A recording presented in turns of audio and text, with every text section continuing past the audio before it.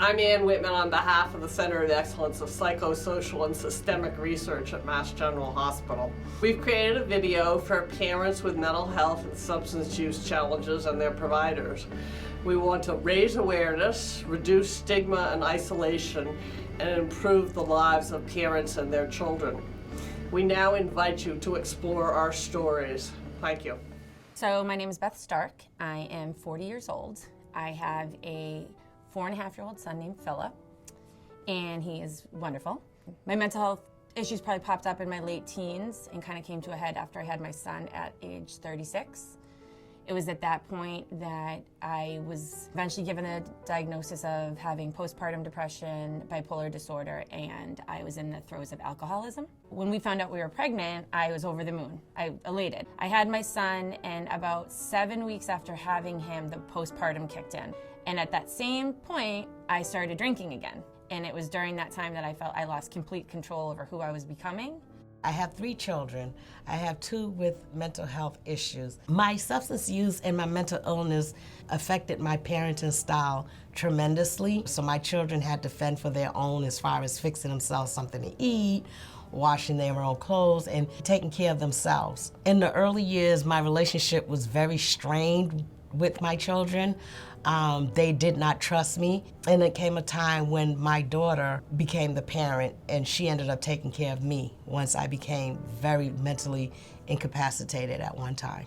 I tried to keep my illness out of my parenting and not pulling my kids into my illness. That said, it definitely has affected my parenting. I started to suffer from intrusive thoughts. They became so bad that I couldn't interact with the kids at all for a while, so I just totally withdrew. I'm a single mom. I raised my daughter. She's now 35, and she's really the star of my life. When I got sick, everything kind of fell apart. I lost my home, my doctoral program, and my job. I had to give my child to my parents for 2.5 years. It was a stressful time, but my daughter seemed to do okay because she could hold on to the fact that I was gonna see her every weekend. And I'd go through my mental health program, day treatment programs. As time passed, I was able to tell her that I was having a hard time thinking and feeling. Okay, I'm Anne Whitman. I have a 35-year-old daughter, and I've been in recovery from mental health and substance misuse challenges for over 30 years. Well, at the age of 33, I had just given up nursing my baby daughter, and I began to feel that my office was under electronic surveillance. Within a year, I'd been fired from my job. I'd lost custody of my daughter, and most of my friends had given up calling me, and I was embroiled in a bitter divorce. I felt a tremendous amount of shame and loss, and I began to decompensate. I didn't know who to tell that I had a problem. I was a brand new mom. Who do you go tell that you think your drinking's scaring you? So I went to a support group. No one was saying, I am drinking too much. My mood feels strange. I don't feel like myself. And so eventually I stopped going. Then the labels came out. Bad mom. You obviously don't love your son. How could you ruin everything like that? So you're feeling already terrible about yourself because you realize you have a lot of problems that you have to sort through. And everybody just thinks you're a bad mom. I know now that I wasn't a bad mom. I was a sick mom that needed help. And there's a big difference between the two. Stigma was really difficult around the mental health challenges. In my community, a lot is not understood about mental health recovery. And in fact, it got so bad, like after I'd gone through that experience of what other people thought about me, I felt judged, I felt less than. I really felt hopeless. I just thought I'd never have another happy day. So that stigma, it almost took me out. That self-stigma and how other people responded to me. You know, everybody was focusing on what's wrong with me, not what's strong with me. And I think what's helped, though, is by overcoming that and getting that peer support of being able to connect with other people going through similar stuff, it gave me strength. So the parents of these children that were her friends were kind of like, you know, who are you? They might not have known what my issues were, but there was that, you know, alienation. I told one of the children's mothers one day that I had some issues. She got so scared I could see it on her face, and she grabbed her children and brought them in like I was gonna hurt her children, and I would never hurt a child. She just totally didn't understand. That, I felt, was an inability on her part to see the real feelings that we have. I was told that I couldn't talk to my daughter for 6 weeks while I was inpatient. They felt I needed to focus on my recovery. And I felt a certain amount of stigma not being able to talk to my daughter, and I could have used an advocate to help with communication. Other ways that I felt stigma was a tremendous amount of self-stigma. I was very shameful, and my daughter had a birthday, and it was during her time with her dad. And so I felt I couldn't give her a birthday party because she'd already had one with her dad, and I was the non-custodial parent. But I was attending a group called Mothers Without Custody, which was a community organization. And they convinced me that I could have a birthday party being a non-custodial parent. I was really that shut down. And so my daughter's favorite color was purple, and I threw her a purple birthday party. We had purple balloons, purple cakes, and it's one of the things that she remembers most. My coworkers would say, oh, she's crazy, or she doesn't have the elevator going all the way up, and little comments that were very stigmatizing, like people with mental illness were not smart or were not normal. It was just a big stigma of being a parent with mental health issues and substance use abuse disorder. There were a few folks who stopped talking to me. It seemed like it was more a loss of respect. There were folks where it just seemed a little overly sympathetic, like I was less. What I did, though, to try and overcome it was ignore it and to really try and focus on what I needed to do with the kids. It's difficult to say to him anything in regards to like my substance abuse or my mental health. He knows I do not drink alcohol. He knows I drink Diet Coke, iced coffee, and seltzer water. He knows that I go to meetings. He knows Mommy's talking doctor is very important to her, and he knows I take medication. We will have the conversation with him when he's older, but other than that, there's not too much we've shared yet because he's small. And one of the things that's really helpful is how important it is for me to self-assess with my interactions with them. I try to ask questions, how are you feeling? And then to validate his feeling and appreciate him sharing it with me. And I share little snippets about how I've had to deal with challenges, that it's okay to feel your feelings and that you can deal with them. He also knows that his mother and I are both in addiction, mental health, and trauma recovery. And he knows that we don't drink or use other drugs. So we talk about this stuff. We're open about it. And I've taken him to AA meetings in the community. That's one of my supports. He knows about recovery. I think we were both so traumatized that we could not talk about feelings or issues, and really did not do that. I think we could have used some family therapy to help us talk about the emotions and process some of what was going on. In the beginning, it was very, very hard, a relationship with my children, but today it's a lot better. What helped us was doing family counseling.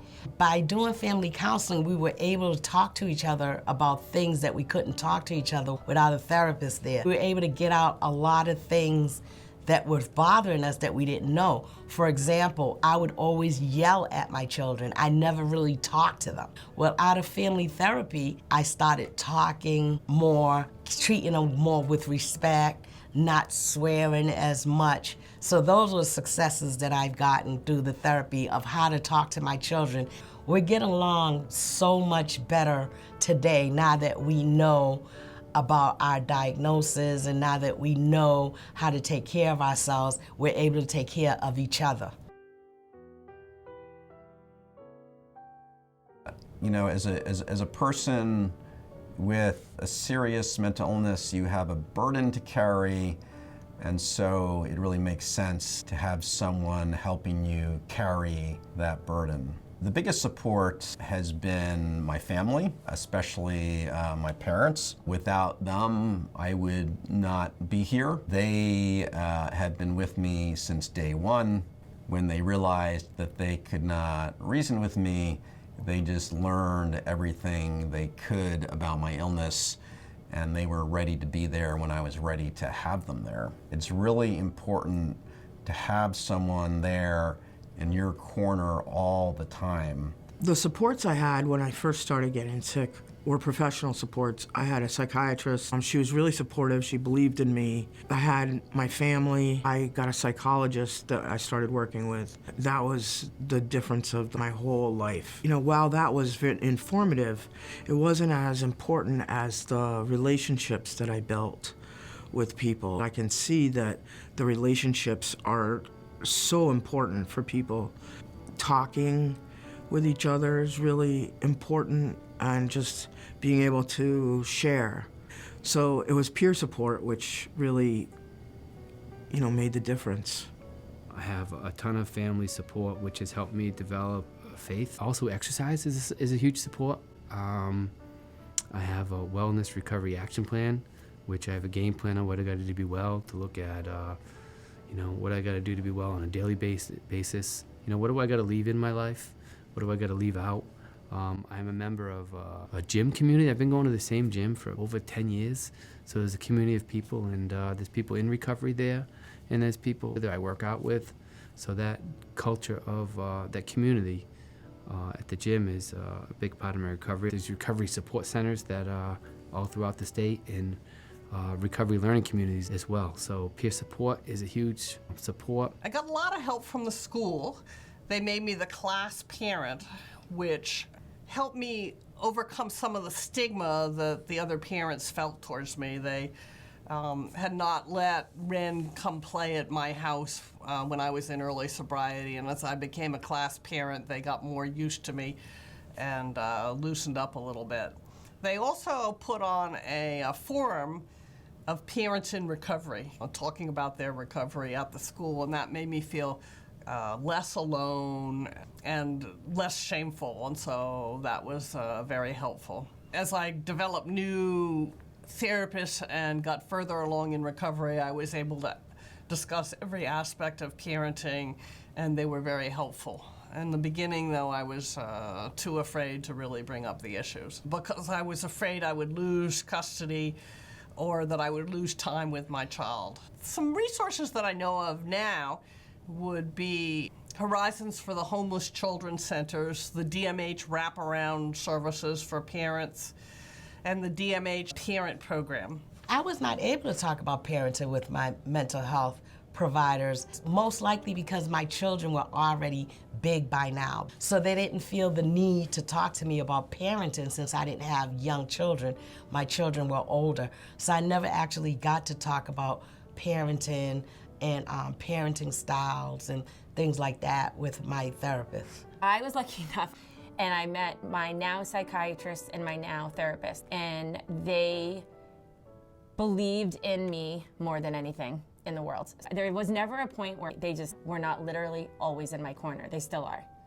And their belief in me that I could do it and I could do it well, and they would walk me through my shame and walk me through my pain and have me talk about my pain. I started to use social media. I also used other recovery blogs, and I would follow what people wrote, and I'd see someone write that they had lost everything too, and I was like, okay, I'm not alone. And so I used reading as a strong tool, This Is My Brave, a few different recovery happy hour podcasts, and I really started to just try to open myself up to all the different ways there are to recover. Well, I encourage people to feel their feelings, deal with their feelings, and to heal from the things that happen to them, and to know in their heart and mind that recovery is real. There's help out there. You will be successful. Don't give up. Continue to talk about things that bother you. Continue to talk about things that you like. You are not alone. There's a lot of us out here that's doing this. My experience has been that, You know, you can come back from an illness, you can be great, loving parents, have a terrific time with your kids. It doesn't have to end your relationship in any way. Just keep trying and looking for support, natural resources in your community. Talk to your therapist, talk to your friends, and you know, I came from a very dark place, and I have a good relationship with my daughter. I did get custody back. It is a struggle, but you can make it through and be a successful parent. The best reward of all of this is I hope another mother sees this, because I know that I needed more moms in my shoes. Life gets so much better, and my son is just walking proof of that. I didn't know that I'd ever get any of that back. I really didn't. If you work hard enough and you believe in yourself, I think that we can all get the life that we deserve.